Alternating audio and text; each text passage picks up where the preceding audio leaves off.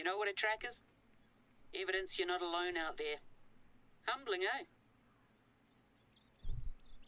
Hello guys, welcome back. This is episode 2 of Call of the Wild. I'm super excited to go ahead and start with our next mission and push through the campaign. So let's get started. I'm gonna go ahead and get a saber, which is like a 4x4. Saber 4x4? What's this called? Saber 4x4 Jade. Jade is a color, obviously. 4x4. Usually when I think of a 4x4, I think of like a truck. I don't know why.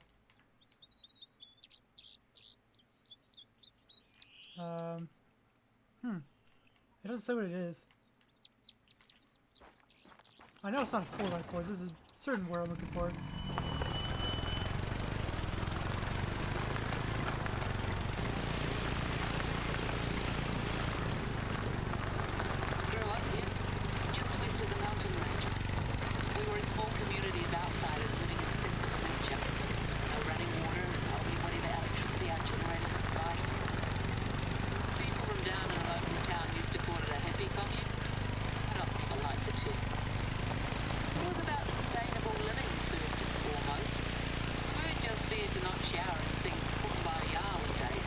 This bridge reminds me of a certain moment.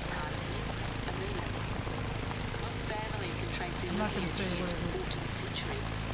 We've accumulated a lot of stories over the years. Some of those are about an animal that holds a special place in my heart. European settlers released moose here about 100 years ago, and there haven't been any confirmed sightings since the 1950s. But I swear to you, I saw one when I was little, staring straight at me out of a hazy morning mist. Ever since then, I've been determined to prove that they're still here. Get to the outpost. Drift. There should be a battery pack on the table. Even written a book about it. Or am writing a book about it, I should say. I can't give it the conclusion it deserves yet. I don't hold out much hope anymore. But I've got a few trail cameras scattered here and there. Usually just throw up deer herds and the occasional teenager behaving badly. But they're pretty low maintenance. One of them got knocked over and the battery's completely munted. So I'd like you to switch it out if that's not too much trouble. It's on the way to our next filming destination. Am I supposed to rest? Oh wait. What was that?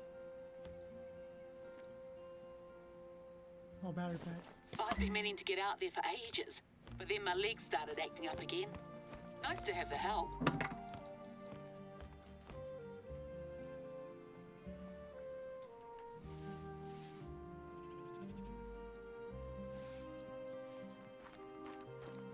Oh, is it a trail camera? Is that where we're going to? Is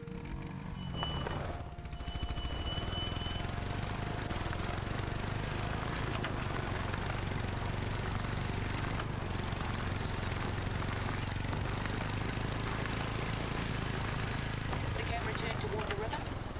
Just a little further up there. There you are. Cheers. That should keep it going for another few years. Oh. Can you check the other cameras while you're here? Might give you some stalking suggestions, if nothing else.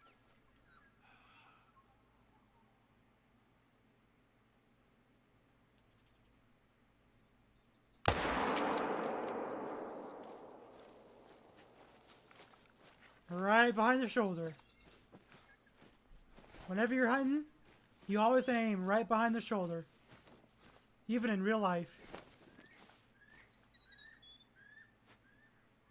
That's where their lungs are, and that kills them pretty quickly. It's probably the most humane way to harvest an animal. I'm not gonna kill him. I think I heard a pig.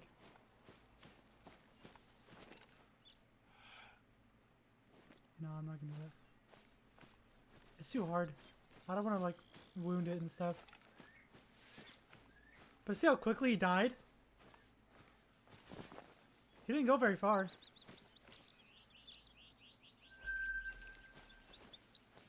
In real life, if you shot an animal right where the lungs are, you can give them about 30 minutes before they pass, because, you know, in this game it's way faster than what it really is. Say, like, let's do an example. I'm gonna shoot him right in the heart.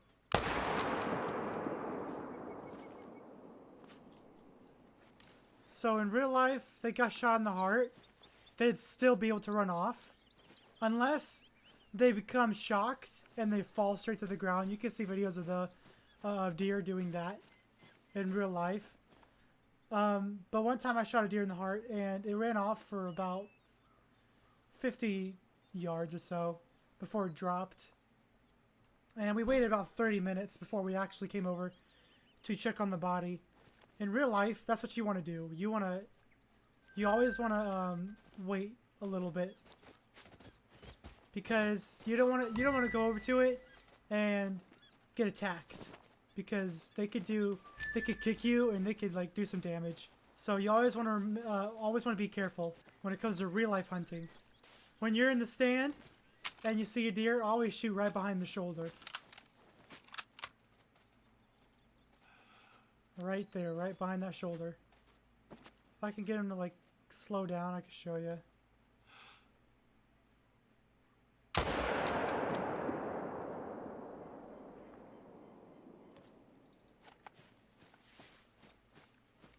I aimed in front of the shoulder because he was moving. In real life, you don't want to shoot them while they're moving. You want to wait till they're basically at a stop, so you can get that clean shot. So it's a humane kill. See, I shot him right in the lungs. But in this game, they stop and literally die within, like, a few seconds. In real life, they would go at least 100 yards away from the shot and find a place to die. That's what happens in real life when you shoot them in the lungs. So, anyway, back to the mission.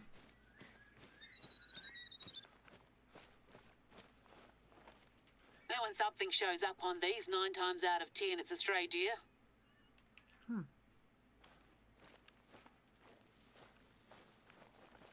I think that was a red deer.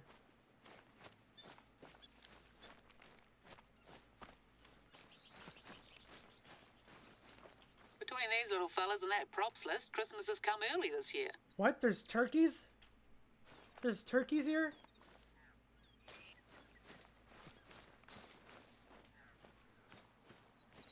I didn't know there's turkeys in New Zealand. That's crazy. There's no turkeys in Hirschfelden, which is another map in this game. It actually might be one of the first maps, actually. There's, like, Hirschfelden, and then there's Leighton Lakes. So it gets both demographics. It gets the UK, and then it also gets the US.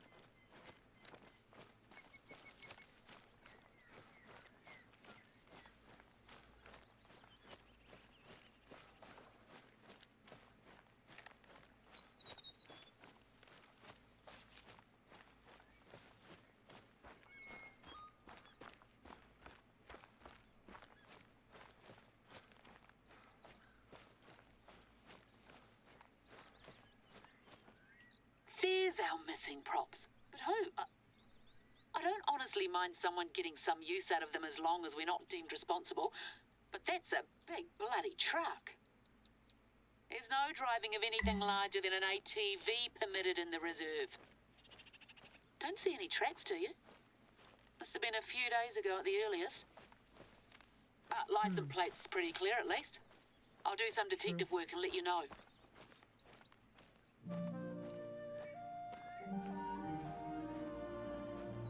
I don't suppose you packed any swing togs, eh? I don't see any not to worry. tracks. Getting to our next destination involves a bit of spelunking, but a flashlight and some waterproof boots should be all you need. Head to the cave I've marked on your hunter mate. Unless you'd rather climb over those mountains. No? Didn't think so.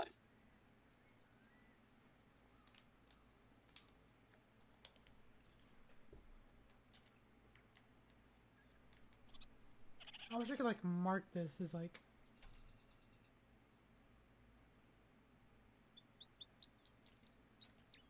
a certain thing. Like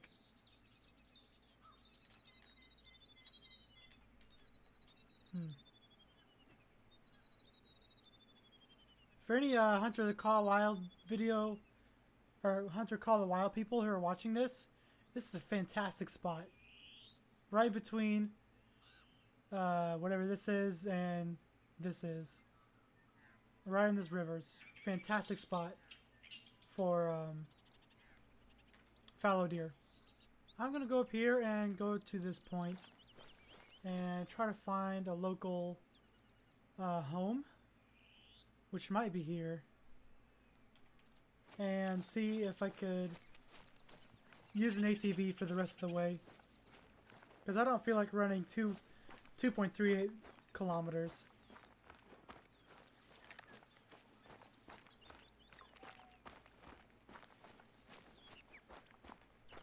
If the closest home is still too far, I'm just going to teleport to the nearest home I could find and use an ATV from there.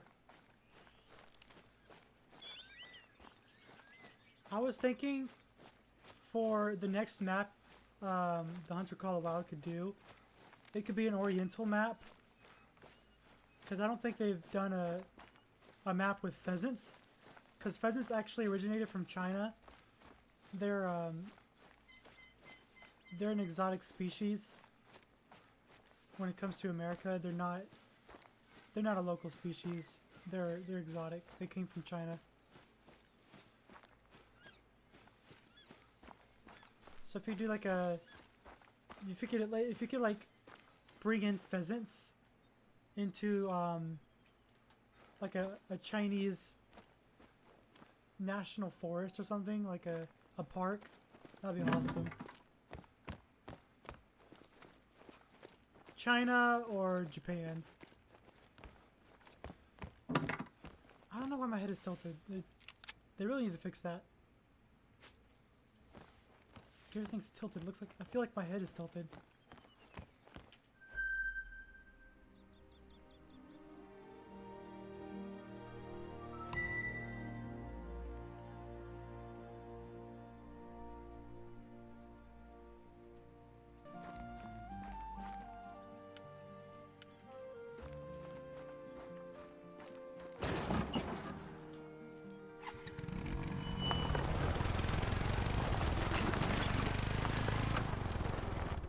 I was thinking, if you don't want to do China, if you don't want to do a Chinese map, you could always do like South Dakota and introduce pheasants there. As long as you introduce pheasants, because I really love pheasants.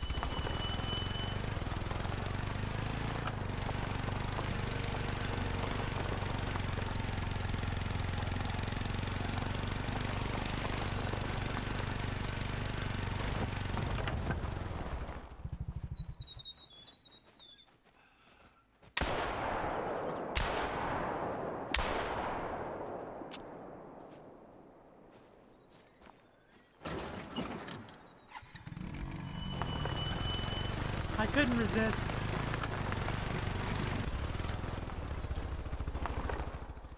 Okay, I gotta find...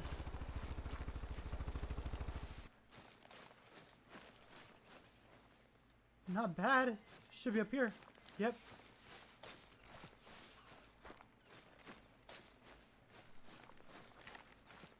Hopefully me shooting him twice wouldn't ruin the, Oh, that's a good position right there. Wouldn't ruin my points. I can't see it. Oh, dang it. What level was it? Oh, it was only a 2. Okay. That's so cool though. I'm pretty sure I would have gotten the gold if I didn't shoot him more than twice.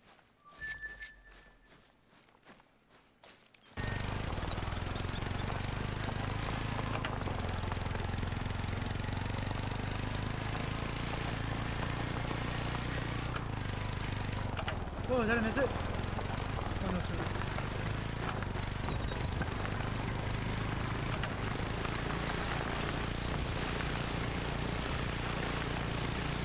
Oh! Oh, Lordy!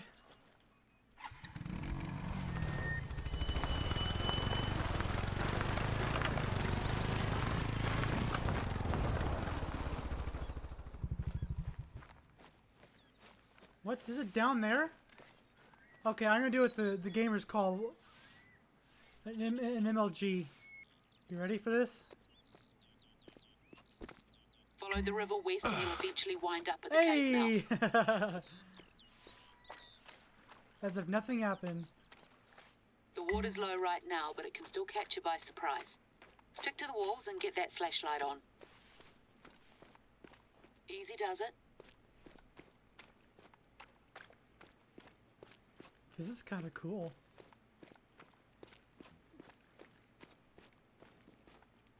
I see no stalagmites though. Maybe that's only in deeper caves. Ooh, I wonder if there's like bears. Maybe not.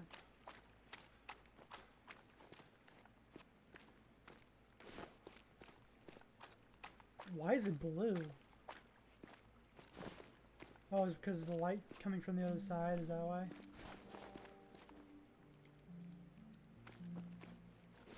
Why is there music? I mean, it's pretty, but it's kind of creepy as well.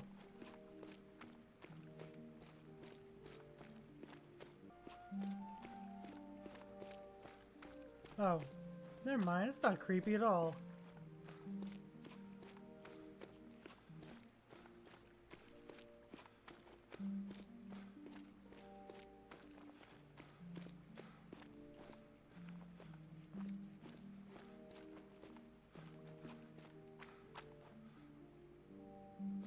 Is this a thing or is this my imagination?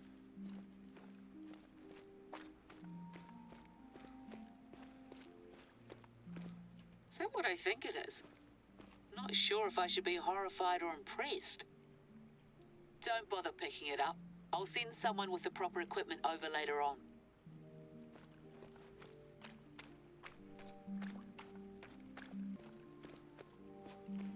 Ooh, a fork in the road. Which route should I take? Well, obviously this one, because I can't even go over here. Whoa, that was cool. What?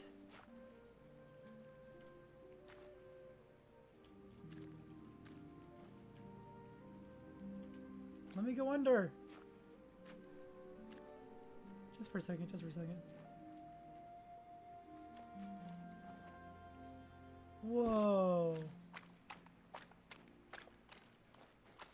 Okay, if I could like, wait, just like do this. Kind of sneak my way in.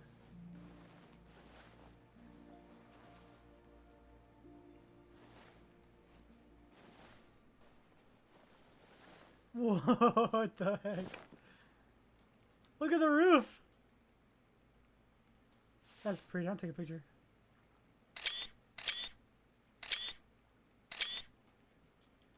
That's cool.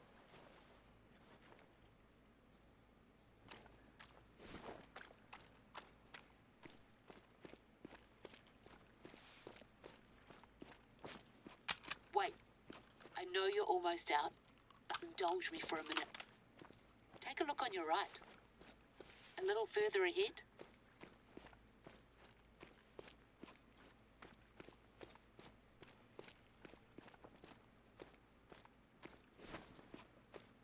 Oh, I thought it was this.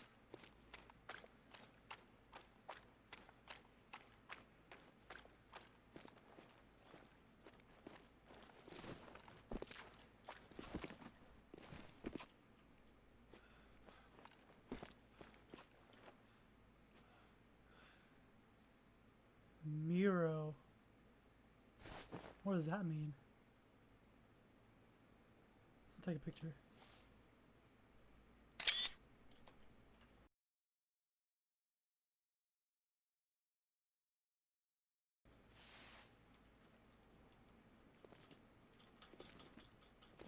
Oh god, I'm stuck.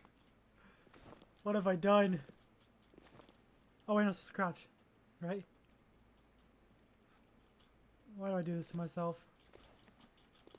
There's gotta be a way out. I'm actually stuck. That is so dumb. Okay. So, I literally had to travel all the way back here in this ATV. There's the cave I got stuck in. The part I got stuck in.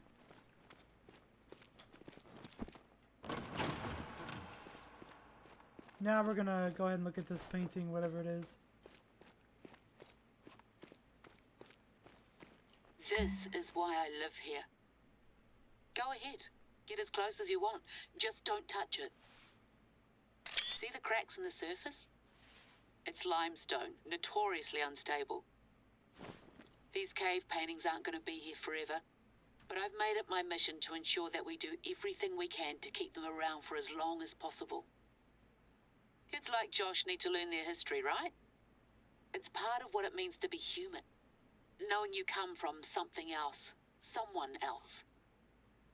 We call it whakapapa. It means genealogy, but also to place in layers. And those layers link us all. Everything ends up in the ground, bird or human or rock or deer. Anyway, that's enough philosophizing from me. Let's get you out of here. Now that I brought my ATV, it's gonna be super easy to quickly get out of here.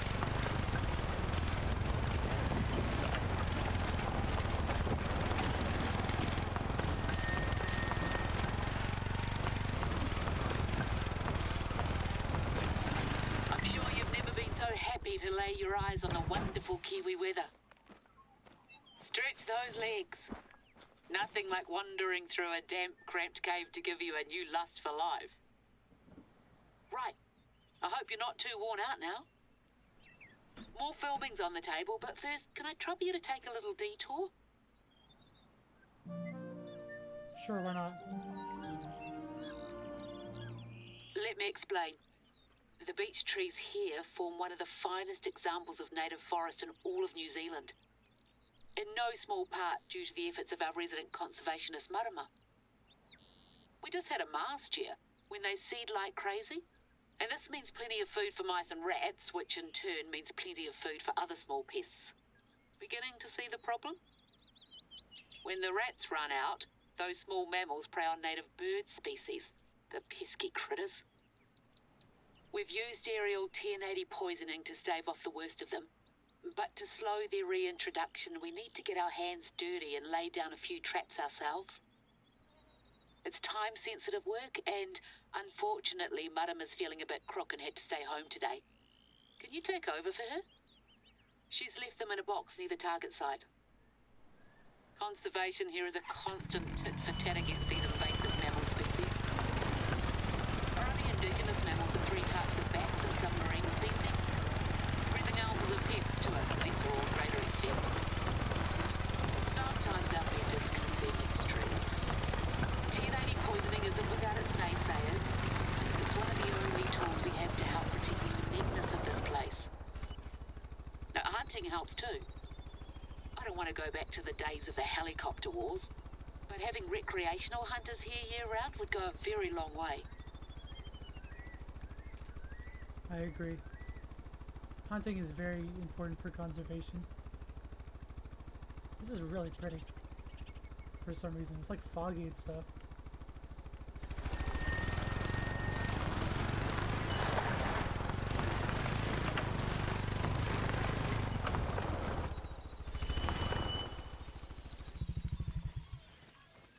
There's the box. 4 should do as long as you cover enough ground. Cutting-edge Kiwi technology, these. Self-resetting and all. That looks like as good a spot as any. Should be simple to set up. Just install the mount and clip the trap body into place. I've never seen a trap like this. It's weird. 2 down, 2 to go. The birds will thank you for this. Just doing my part to help the conservation needs. And that's all of them. Top-notch conservation work, Airhawk. Thank you. Oh, one final thing. You can take down the 1080 warning sign. Any animals that haven't already kicked the bucket should have metabolized it by now, so it's safe to hunt in the area again. Hold on just a second. Are you seeing what I'm seeing on the ground there? These tracks aren't particularly old, eh? I hadn't expected we'd be able to deter everyone, but it's not exactly an optimal time to go for a stroll in the bush. 1 second, Josh is ringing. Feel like checking out where they lead? Right now he's walking. I don't know if he's gonna start running or not. He's just on a stroll, looks like. Well, someone was clearly having a bad time of it. Munted, high, both.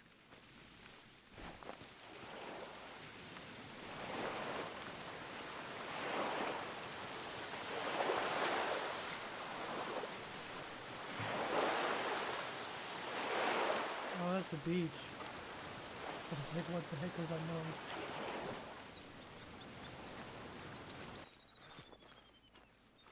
Oh no. What's that over there? Oh, brother. Oh, and he had a bow, and he just left it here like a... This looks like it's right out of Resplendent Sword. Surely they didn't.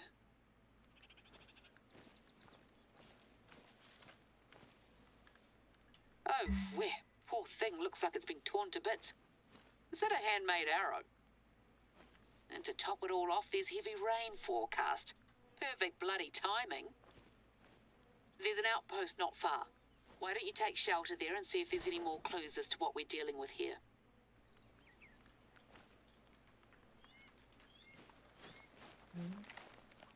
I know this is real, but how dumb do you have to be? Just leave the body to rot like that. Like, what a waste. That's one thing that ticks me off so much when people don't harvest their kills and they just leave it there to rot. It just ticks me off. Just as I suspected. Our props burglar. And it looks like they've made a spectacular exit.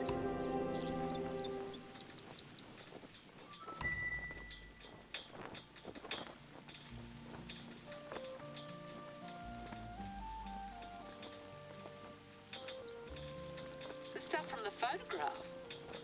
What's the appeal of this rubbish?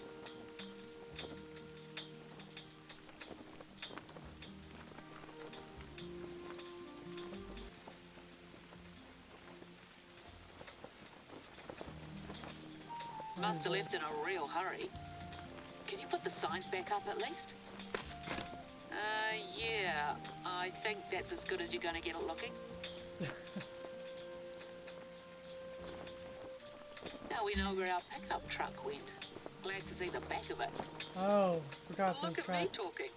You're soaked half to death. Get inside and I'll fill you in on what Josh told me.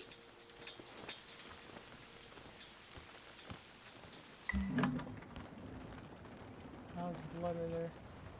A literal bloody hack job.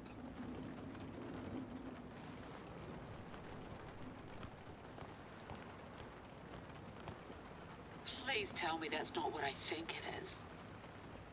It is. That's where our poor little dear ended up. It must smell vile. What is that? Is that guts? Not the meat.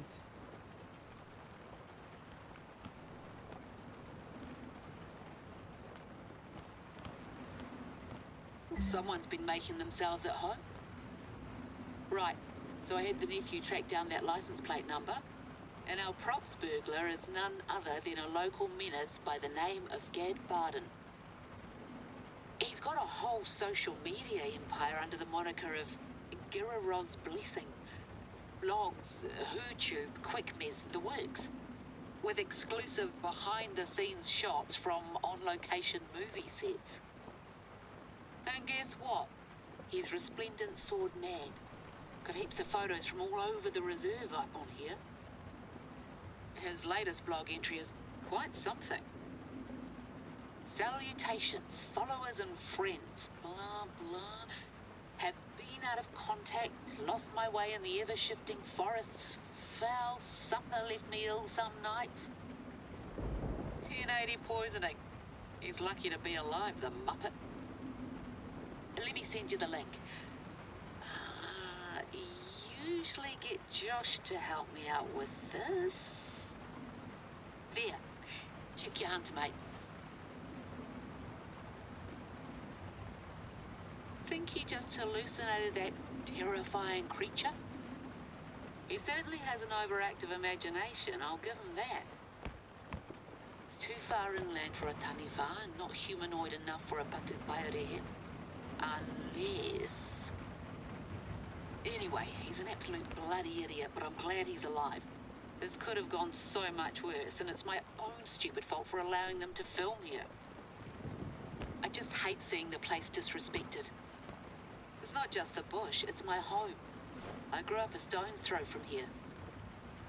No one's around anymore, but you're welcome to swing by the old house once the filming's wrapped up if you're still in the area. I'll send someone by to clean this up later.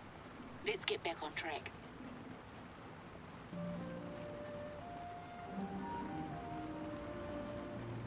I'm sure you've seen plenty of fancy castles on your travels, but I guarantee you they're nothing compared to where I'm taking you next. We're gonna do some hunting out by Stone Castle Valley, a limestone formation not far from here.